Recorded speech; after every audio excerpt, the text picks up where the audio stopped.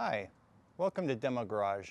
I'm Steven, and in this episode I'm going to be restoring the inner fender wells for my 1973 TVR 2500M. So come along and let me show you what that looks like. Okay, so we are now currently looking at the inner fender well of the passenger side, and I've had this car for a couple of weeks, and I'm ashamed to say I haven't pulled the wheels off and done a thorough inspection, but I can see that there's some damage to this inner fender well. I think it might be in focus. You can see, I'm not sure how that happened. I'm sure it looks like it might have been battery related, but I'm in the process of trying to do some electrical work. And so it's an excellent time for me to pull this fender off so that I have better access to the wiring loom that is zip tied to this frame rail. And while that's off, and while I'm doing fiberglass work on the bonnet, this is a good time to do the repairs on this inner fender well. Sometime in the future, maybe far in the future, I'm leaning towards bringing this car back to original color, which is, I guess, called silver green. It's kind of a small metallic flake green. And so what do I do about these fender wells? I'm leaning towards fixing the repair. And then there was nothing ever done with the inner fender well. It's just like raw fiberglass. So I think I'm gonna, I don't know, maybe I do another layer of new glass or something, or I definitely need to clean it. Maybe I do some sort of a, I don't know, a rhino liner or a truck bed, you know, spray in material, just to kind of make that whole area looks good. And then it's probably a good time to install that fender rubber, inner fender well rubber that I got from Gray's. So I'm gonna go ahead and pull this off, and this will probably be part of a video series and repair of the inner fender well. So yeah, I'll bring you back with another clip when I've got some more progress on that one. Thanks. What a pain in the ass that was. I don't know, 5 of the 6 bolts holding that inner fender on were rusted or wouldn't come out of the riv nuts. I didn't even know this thing had riv nuts, but I've had to cut them off, and then of course I had to drain the coolant and pull the radiator to get these 2 out. That upper one is the only one that came out. You can see I still have to get that bottom one out, replace the riv nut. Wow, what a pain in the backside. Oh, the frame could be worse.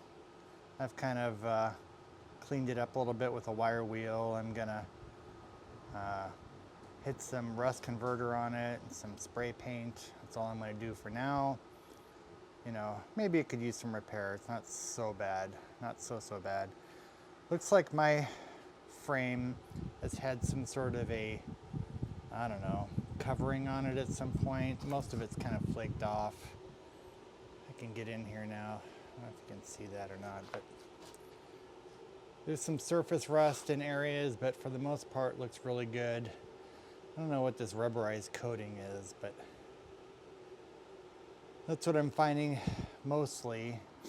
This vehicle was from Michigan, if you remember some of the video, first video maybe. So I expected a lot of rusty stuff to deal with, but actually not so bad. And again, I pulled this inner fender off so that I could repair this damage.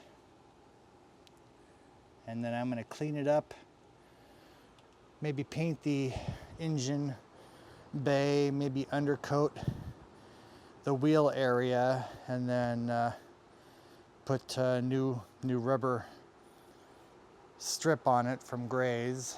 But yeah, so this is the inner fender well reverberation video, and getting ready to pop. Gonna say pop the driver's side one off, but who knows how difficult that was gonna be. So yeah, I'll bring it back. Okay, I've given this fender, inner fender, a light sanding inside and out. There's probably still some more prep to do, but I'm gonna take this opportunity to repair a hole here and a hole here, and I'm gonna do the repair on the inside first. I've taped a piece of wax paper over this hole, and I'm gonna shortly tape one over this hole. Then I'm gonna lay up some fiberglass mat to repair the damage you see there, and then I'll sand that back and then repair this side. So I've done a quick prep of sanding the inside of this fender, and I think what I'm going to do is get some sort of a rattle can bed liner material with a kind of a light texture, and maybe do the inside and outside of these fenders, inner fenders, with that spray. So that's what I'm thinking. I'm going to go ahead and do this, the repair of these holes, off camera, but I'll probably bring you back when I've got them repaired. So again, I'm just prepping these for bed liner and repairing the damage I found. All right, I'll bring you back. Okay, the inside repair I did has set up enough that I pulled the tape from the engine compartment side. So here's the wheel side, and this is before I do any sanding to kind of clean that up a little bit in preparation for undercoating. And I just, like I said, I pulled the tape off and then kind of ground into it a little bit. Looks like there's a little air bubble I'm gonna pop before it sets up, but I've got the mix of chopped strand and catalyzed vinyl ester resin all setting up, and as soon as that sets, will be probably tomorrow, I shall sand it back. I'll bring you back. Okay, putting the inner fenders on, and this is probably one of the things that I decided to do that's going to piss people off, and I'm sure I'm going to have lots of haters on this one, but I had several locations that were what I'm going to call riv nuts, little rivets that were kind of expanded into the frame holes, and that was where the bolts that hold the inner fender on, that's how they were attached. Well, I had to cut the majority of them off because the riv nut was loose and they would just spin, and the bolt was rusted. Couldn't remove the bolt, ended up cutting the bolts off, removing the fender that way, but I still had a little stub of a bolt frozen in a spinning riv nut. So I'm embarrassed to tell you what I did.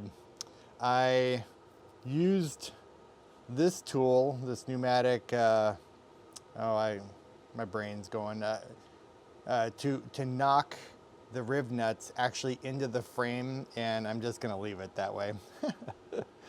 Yeah, I have shot some WD-40 in there, and for reattachment of the inner fender, I'm gonna use these plastic rivets, these tree rivets or whatever they're called, and I just happen to have a perfect size.